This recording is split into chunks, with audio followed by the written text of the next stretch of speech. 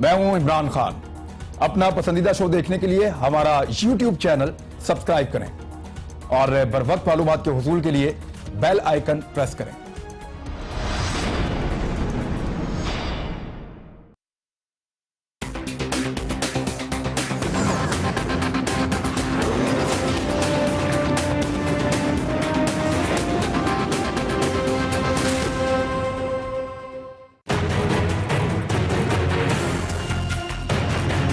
कुछ लो और कुछ दो की सियासत का जमाना खत्म हुआ। ये जो साजिश है, ये जो जाली झूठी JIT रिपोर्ट है, झूठी जाली फिक्शनल बकवास है। जो चीज 2015-16 में नून लीग की हुकूमत के इल्म में थी, उसको इतने साल क्यों दबा के रखा गया? उनका गठजोड़ जो है हुकूमत का और JIT का, मैं समझता वो एक्सपोज होता जा रहा है। JIT की जो तमाम की तमाम प्रोसीडिंग्स हैं, हमने उसको कंट्रोल नहीं किया। हम इदारों को कंट्रोल करने पे यकीन ही नहीं रखते। पाकिस्तान के अवाम, सिंध के अवाम ये देख रहे हैं कि JIT सिर्फ बहाना है, असल निशाना सिंध हुकूमत था। हम बिल्कुल इंटरफेयर नहीं करना चाहते। हम क्या कह रहे हैं? हम कह ये रहे हैं कि मुराद अली शाह साहब को रिजाइन करना चाहिए। क्यों रिजाइन करना चाहिए? उनके ऊपर संगीन इल्जामात आए। अगर सदर ज़रदारी इजाजत दे, हम सदर ज़रदारी एक इशारा दे, हम इनको हुकूमत को 1 वीक में गिरा सकते हैं। उनका तो सिर्फ 6 सीट का मेजॉरिटी है वफाक में, उनका तो इससे भी छोटा मेजॉरिटी है पंजाब में। बस सदर ज़रदारी हमें इजाजत दे, हम इनका हुकूमत भी गिरा सकते हैं, हम इनको जेल भी भेज सकते हैं। बिलावल साहब कह रहे थे कि अगर अब्बू इजाजत दें तो हम 10 दिन में वफाकी हुकूमत जो है वो गिरा सकते हैं। तो भाई अगर अब्बू नहीं गिरा सके तो आप कैसे गिरा सकेंगे? बिस्मिल्लाहिर्रहमानिर्रहीम। अस्सलाम वालेकुम नाज़रीन, आप तकरार प्रोग्राम देख रहे हैं। मैं इमरान खान। आज साल का आखिरी दिन है, आपको नए साल की खुशियां मुबारक हो एडवांस में। ये साल बड़ा अजीब साल रहा है। आज साल के आखिरी दिन 31 दिसंबर को हमारे पास खबर यह है कि पीपल्स पार्टी वफाकी हुकूमत को गिरा सकती है, वो इसके बारे में बात कर रही है। जबकि पाकिस्तान तहरीक इंसाफ पाकिस्तान के दूसरे बड़े सूबे की हुकूमत यानी सिंध हुकूमत के वज़ीर आला को तब्दील कर सकती है, तो वो इसके लिए तैयारी कर रहे हैं। ये है इस साल के आखिरी दिन की कहानी। लेकिन इस साल में हुआ क्या? ये साल तब्दीली का साल रहा। नून लीग के लिए डरावना ख्वाब था, इसलिए कि शरीफ बरादरान गिरफ्तार हो गए, उनकी बेटी भी गिरफ्तार हो गई, अभी भी दोनों गिरफ्तार हैं, दोनों नवाज शरीफ साहब और शहबाज शरीफ साहब, और केसेस का सामना कर रहे हैं। पूरे पाकिस्तान में कई भी इंतखाबात के नतीजे में उनकी हुकूमत नहीं बनी। जबकि पाकिस्तान तहरीक इंसाफ के लिए बेहतर साल था, इसलिए कि उन्होंने 2 सूबों में और वफाक में हुकूमत बनाई और साथ ही साथ बलूचिस्तान में इत्तेहादी हुकूमत का एक हिस्सा भी है। पाकिस्तान पीपल्स पार्टी सिंध में अपनी हुकूमत बचाने में कामयाब रही। उन्होंने सिंध में हुकूमत बनाई, काफ़ी सीटें उन्होंने ली, और उसके अलावा अब वो मुश्किलात में है। इस वक्त एक JIT रिपोर्ट आई है, बिल्कुल वैसे ही जैसे नवाज शरीफ साहब के खिलाफ आई थी 10 जुलाई 2017 को। इसी तरह जरदारी साहब के खिलाफ भी एक JIT रिपोर्ट आई है, और पाकिस्तान पीपल्स पार्टी अब मुश्किलात में दिखाई देती है। क्या वज़ीर आला पंजाब, वज़ीर आला सिंध को पाकिस्तान तहरीक इंसाफ फारिग कर सकती है, या PT पाकिस्तान तहरीक इंसाफ की वफाकी हुकूमत को गिरा सकती है? ये बड़े सवालात हैं। लेकिन आज फवाद चौधरी साहब जो वफाकी वज़ीर हैं, उन्होंने बात करते हुए चंद नाम लिए। जब ECL में नाम डालने का जिक्र आया तो चीफ जस्टिस ऑफ पाकिस्तान ने आज सुबह बरहमी का इजहार करते हुए ये कहा कि इसको रिव्यू किया जाए, और ख़ास तौर पे वज़ीर आला सिंध के हवाले से उन्होंने कहा कि क्या वज़ीर आला भाग जाएंगे? सूबे के वज़ीर आला है तो वो एक अजीब बात है, और वो हुकूमत को भी लग रहा था। लेकिन वफाकी वज़ीर ने उसकी एक वजह बताई, जो वजह बताई है वो मैं आपको सुनवाता हूँ। और आज चीफ जस्टिस साहब ने बिल्कुल दुरुस्त तौर के ऊपर ये पॉइंट आउट किया कि चीफ मिनिस्टर का नाम जो है वो ECL में आएगा। अगर उन्होंने बाहर जाना हुआ तो क्या करेंगे? तो हमारे मुल्क की तारीख तो ये है कि सिटिंग फाइनेंस मिनिस्टर को वज़ीर आज़म का जहाज दिया गया, वो उसके ऊपर मुल्क से फरार हो गए, अब तक वापस नहीं आए।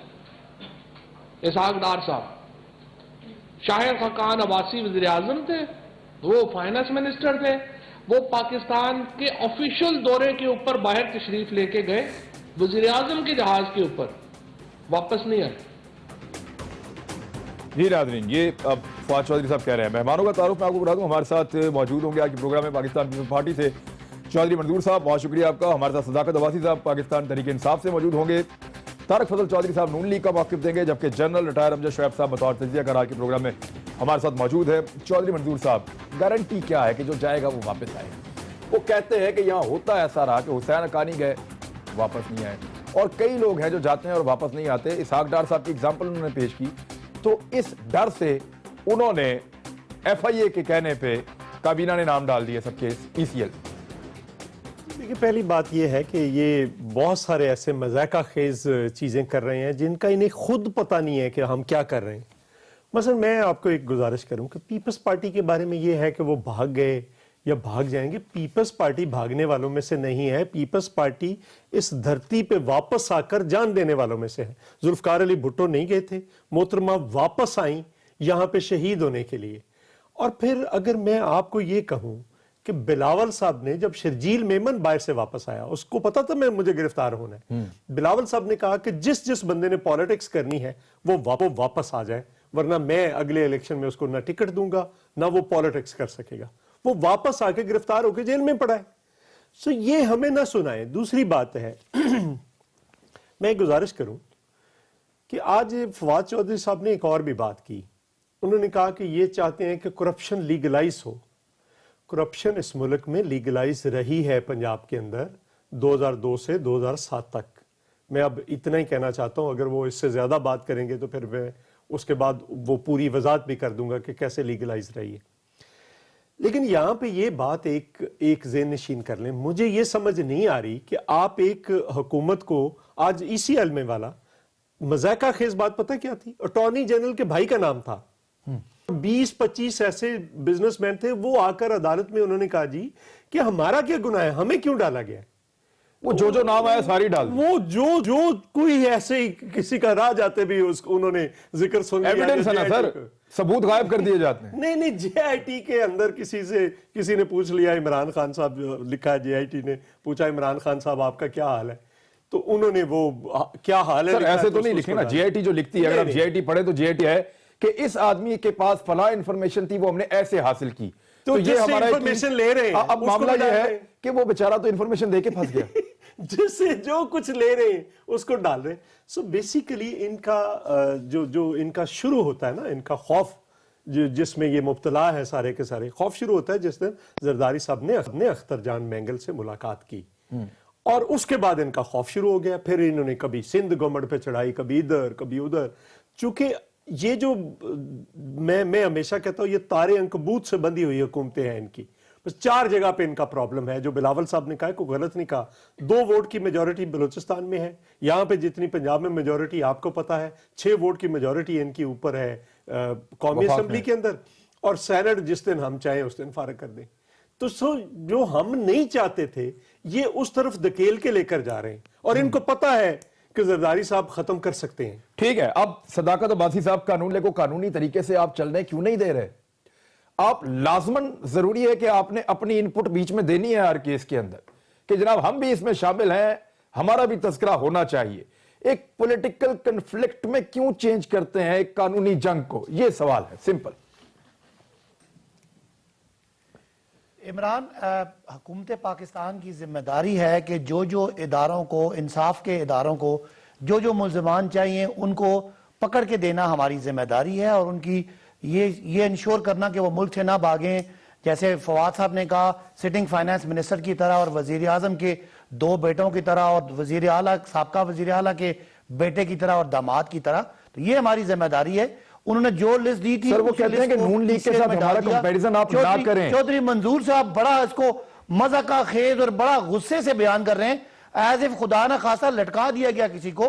उनकी मुल्क के अंदर किसी कार्रवाई पे कोई पाबंदी नहीं लगाई थी, और ये अरबों रुपए लूटने वाले के इल्जामात नहीं है। उनके आपकी सुप्रीम कोर्ट की बनाई हुई JIT के कौमी इदारों के उन लोगों को जिनका ये इस इन्वेस्टिगेशन का महा तजर्बा है, उनकी हदायत के मुताबिक किया गया। और फिर भी अगर सुप्रीम कोर्ट रिपोर्ट करते हैं सर, वो डिसीजन नहीं है, डिसीजन कोर्ट देगी सर। आप उस रिपोर्ट के ऊपर, आप उस रिपोर्ट पे अपनी राय कायम कर सकते हैं, आपकी जाती राय हो सकती है। मैं अपनी राय कायम कर सकता हूं, ये अपनी कर सकते हैं। लेकिन जो सुप्रीम कोर्ट की राय होगी उसके ऊपर सुप्रीम कोर्ट फैसला देगी, वो है सर फैसला। इमरान, फैसले से पहले इसहाक डार फैसले के दौरान भाग गए और अदालतें मांग रही हैं, बुला रही हैं और वो नहीं आ रहे। साबका वजीर आजम जो इनके बड़े दोस्त हैं, उनकी आप बच्चों को बुला रही है, वो नहीं आ रही। हमारी जो ऑपोजिशन, सर मुशर्रफ साहब के बारे में भी बात कर दिया करें। इन्होंने 2 ट्रेनें पकड़ी हुई हैं, एक ट्रेन है आइन और कानून की और एक ट्रेन है साजिश की। जब फैसला इनके हक में आ जाए तो ये आइन और कानून की फतह कहते हैं, और जब फैसला इनके खिलाफ आ जाए तो अदालतें और जजेस बुगत से भरे हैं, वो कहीं और का फैसला लिख रहे हैं, वो कोई बैनुल अक़वामी और जमहूरियत के खिलाफ साजिश है। हम एक ही ट्रेन पकड़ी हुई है, वो है हक और सच की और अदालतों की। अदालतों ने कहा हम पीछे हट जाएंगे, नहीं कहा तो डटे रहेंगे। हमारा ये नैरेटिव है कि मुल्क में बहुत चोरी हुई है 10 साल में, और उस तो फिर आपने ईसीएल से नाम नहीं निकालने। एक सेकंड सर, ये देखिए, ये इख्तियार आपका है। अदालत जब तक आपको वाज़ेह अहकामात नहीं देगी, आप एक मिनट, अदालत जब तक आपको वाज़ेह अहकामात नहीं देगी, आप ईसीएल से नाम नहीं निकालेंगे। आपको लगता है कि आपकी पॉलिसी ठीक है? नहीं, बिल्कुल हमारी पॉलिसी ठीक है। अगर अदालत की हदायत आती है तो हम बिल्कुल उनको ईसीएल से निकाल देंगे, किसी का जाना है। मैं बार इमरान कह रहा हूं, अरबों खरबों के सिंध के पैसे सरकारी सरपरस्ती में फेक अकाउंट्स में जाके लूट मार होती रही और वापसी जो है वो जरदारी साहब के घर आती रही। तो इतने बड़े मामलात में जहां बच्चे बेचारे खुराक के बगैर उनकी अमवात हो रही है, इसको आपने बहुत ज्यादा कोई मुकद्दस बना दिया है। अदालतों का फैसला सर आंखों पे। बिल्कुल मुकद्दस नहीं है। जो जेआईटी की रिपोर्ट है वो तो यही कह रही है जो आप बता रहे हैं। 10 साल में जेआईटी की रिपोर्ट जो है वो तो उसके इंकशाफात तो ऐसे हैं कि जैसे होश उड़ जाए आदमी के। जोरदार करें, मुक मुका जो पहले था वैसा मुक मुका ना हो।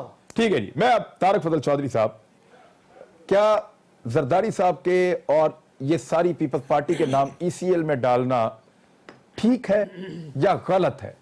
क्योंकि इल्जाम आपके ऊपर देती है हुकूमत, वो ये कहती है कि आपने भागने का एक कॉन्सेप्ट दिया, आपके लोग भाग जाते हैं मुल्क से बाहर, लिहाजा उनको लगता है ये भी भाग जाएंगे।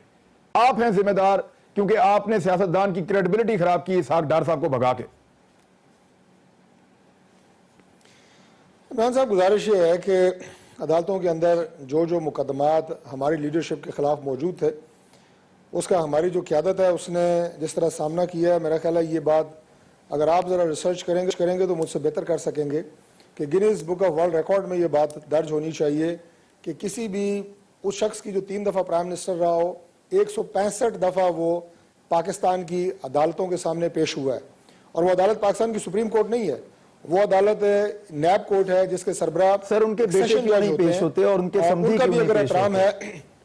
जी मैं अर्ज कर रहा हूँ जी, जो वो क्यों नहीं इल्जाम आते उनके सर? ऊपर है, अगर उनके खिलाफ भी कोई चीज सामने आएगी, आई वो है बिल्कुल सर, सामना अदालत करेंगे। बुला रही है, रोजाना जो- कॉल कर रही है। अब मुझे जरा टाइम देना सर टाइम आपको दे रहा हूं, लेकिन आप कानून को उतना फॉलो करते हैं जितना आपको लगता है जरूरी आपने है। सवाल कर लिया है ना, जहां कानून को लगता है कि आप आपने फॉलो करें, सवाल आप कर नहीं लिया है, करते। मुझे बात करने देना जी प्लीज। मेरे भाई, आपने सवाल कर लिया, मुझे भी बोलने देना। अब हर जुमले के बाद काटेंगे तो तू मैं ही होगी, उसमें गुफ्तगू तो नहीं होगी। नहीं, मैं सिर्फ ये जानना चाह रहा हूं कि वो फॉलो क्यों नहीं कर रहे, उनके बेटे यानी वालिद कानून को फॉलो कर रहे हैं, बेटे आप नहीं कर जानना रहे। चाह रहे हैं तो आप जानना चाह रहे हैं तो आप तब जानेंगे जब आप बोलने देंगे।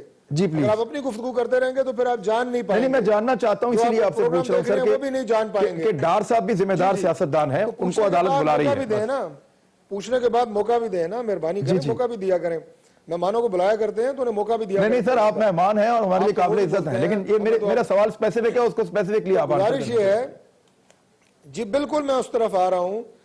ये बात जो मैंने आपसे कही है, जरा इसको भी रिसर्च करके जरा बताएं, जो मैंने मियां नवाज शरीफ साहब के हवाले से, He is the best, sir वो शानदार है, नवाज शरीफ से अच्छा कोई नहीं रहा। अब बताएं डार साहब क्यों नहीं आ जो रहे? फैसले हो रहे हैं वो आप देखें कि बार बार करप्शन के इल्जामात उनके ऊपर जो लगाए जा रहे हैं, एक दमड़ी की करप्शन उनके ऊपर साबित नहीं हो रही।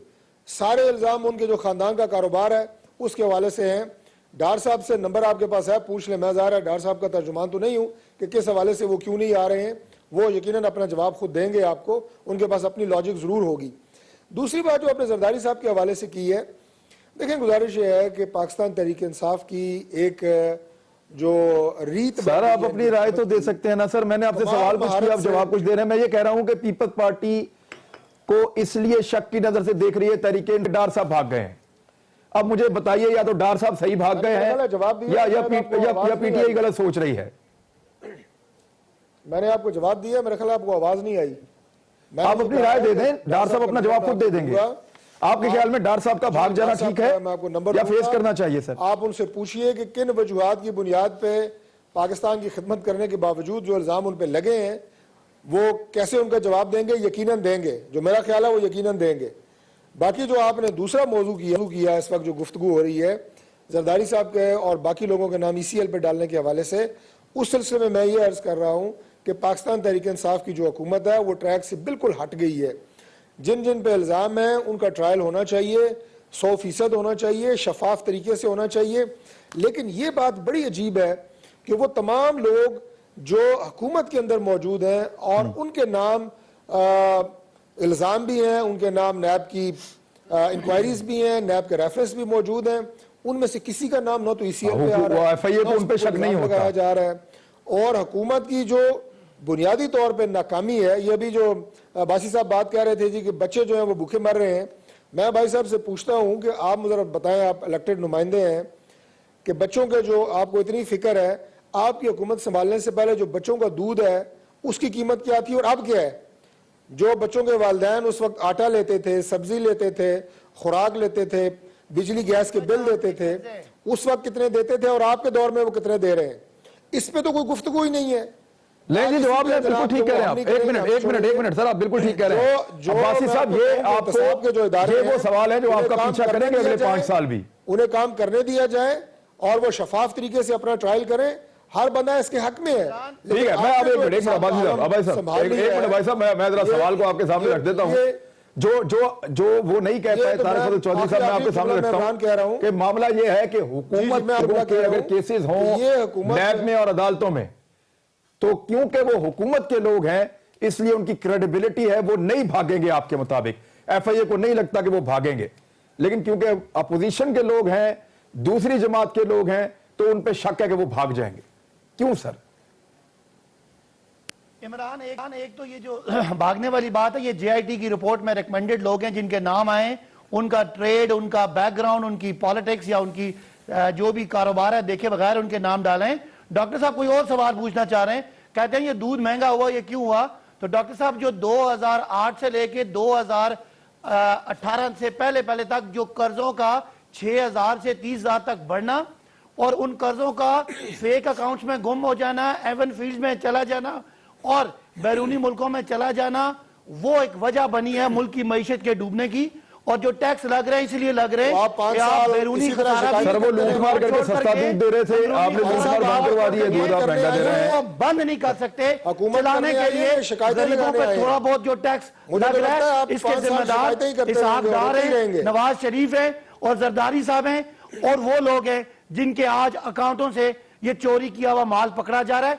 तो मेहरबानी करके हम पे भी जरूर याद आ रहा है, लेकिन मेरा एक सवाल है कि आप ऑपोजिशन के लोग हैं, आपके लोग जो मुंतखब हैं, मुझे बताएं कि ऑपोजिशन में असेंबली में आके कितनी दफा दूध की कीमत पे आपने वॉकआउट किया, कितनी दफा टैक्स पे वॉकआउट किया, आपने वॉकआउट किया तो साद रफीक को प्रोड्यूस करें, वॉकआउट किया तो शहबाज शरीफ को गाड़ियां और झंडे दें, वॉकआउट किया तो जरदारी साहब को अरेस्ट न करें, मुल्क में तूफान आ जाएगा। आप बताएं आपने क्या ऑपोजिशन की सवाई इसके कि वो नया एक मिनट जरा खाना है, सवाई जरा मुझे पब्लिक के ऊपर नहीं, आप अपने जाती इश्यू के ऊपर पॉलिटिक्स करते हैं और पब्लिक के ऊपर हाल इस्तेमाल करते हैं। आप ऑपोजिशन तो कर ही डॉक्टर साहब एक मिनट जरा, खानदानों का डॉक्टर साहब पैसा बचा रहे हैं। जी एक सेकंड जी जो सर हर एक अलग अलग वॉकआउट हुकूमत करेगी तो उनके कानों पे जू रिंगेगी। ठीक है जी, हुकूमत का काम करने का अपना है जी, अपोजिशन तवज्जो दिलाए या ना दिलाए जी। देखिए इमरान, ये दो बातें कह रहे हैं। एक तो आज मैं अपने हलके में गया हूँ एक जनाजे पे, तो वहां पे लोगों ने हाथ जोड़ जोड़ कर इनको बद्दुआएं दी हैं। इस वक्त आलू की जो 60 किलो का तोड़ा है वो 350 का बिक रहा है, जिसमें 200 रुपया उस पे उसको उखाड़ने का बैग का किराया है। आलू का किसान तो पिछले साल भी मरा, इस साल भी मरा, इस साल भी मर रहा है। ठीक है, वहां पे जो गन्ने की हालत है और ये क्या कह रहे हैं, तो फसल का आगाज है। तो हाँ, ये क्या कह रहे हैं कि ज़राअत बैठ गई है, कप्तान खड़ा है जी, मुईशत बैठ गई, कप्तान खड़ा है जी, स्टॉक मार्केट बैठ गई, कप्तान खड़ा है जी, रुपया बैठ गया है, कप्तान खड़ा है जी। ऐसे खड़े कप्तान को किसी ने क्या करना। और दूसरी बात मैं गुजारिश करूं अब्बासी साहब, मैं आपसे दस्तबस्ता गुजारिश करता हूं कि जिस बुनियाद पर आपने ईसीएल में नाम डाले हैं उस बुनियाद पर हमने एक खत लिखा है, वो लव लेटर नहीं लिखा वजीर दाखिला को। अगर एक हफ्ते के अंदर अंदर नहीं निकाले गए तो उसकी बुनियाद पर हम भी जा रहे हैं। अगर एक सूबे का चीफ एग्जीक्यूटिव को आप डाल सकते हैं तो दूसरे सूबे का चीफ एग्जीक्यूटिव, वजीर आजम खुद और बाकी वफाकी वज़रात समेत यहां का सीनियर मिनिस्टर, वहां का सीनियर मिनिस्टर, ये सारे भी ईसीएल में जाएंगे। ठीक है, आज एक और केस था इस्लामाबाद हाई कोर्ट में, उस पर एक रिमार्क दिए हैं वो अतर मिनल्ला साहब ने। उन्होंने कहा, जस्टिस साहब ने, उन्होंने कहा कि जो शहबाज शरीफ वाला है, उन्होंने कहा कि अगर आप इस बुनियाद पर किसी को काम करने से रोकना चाहते हैं तो फिर जिन जिन पे इल्जामात है सबको रोक दें काम करने से। फिर इसका मतलब ये पीटीआई की सारी क्या, ठीक है, चलें। बहुत सारे लोग, लेकिन वो शहबाज शरीफ साहब की अरेस्ट का इन्वेस्टिगेशन है तो उसको उस तरह ले रहा है, वो कैसे भी चल रहा है, सबको प्ली बारगेन से लेकर क्या क्या नहीं। ठीक है, मैं जनरल साहब मैं सवाल आपके लिए छोड़ के जा रहा हूं क्योंकि वक्त में आप प्रॉपर उसका आके वापस ब्रेक से जवाब दीजिएगा। सवाल सिंपल ये है कि क्या एफआईए को सिर्फ या नैब को जहां पे ईसीएल में नाम डलवाने होते हैं तो वो अपोजिशन के नाम ही क्यों होते हैं? हुकूमती लोगों के नाम उनको क्यों नहीं लगता उनको कि हुकूमत भी भाग जाएगी? ब्रेक के बाद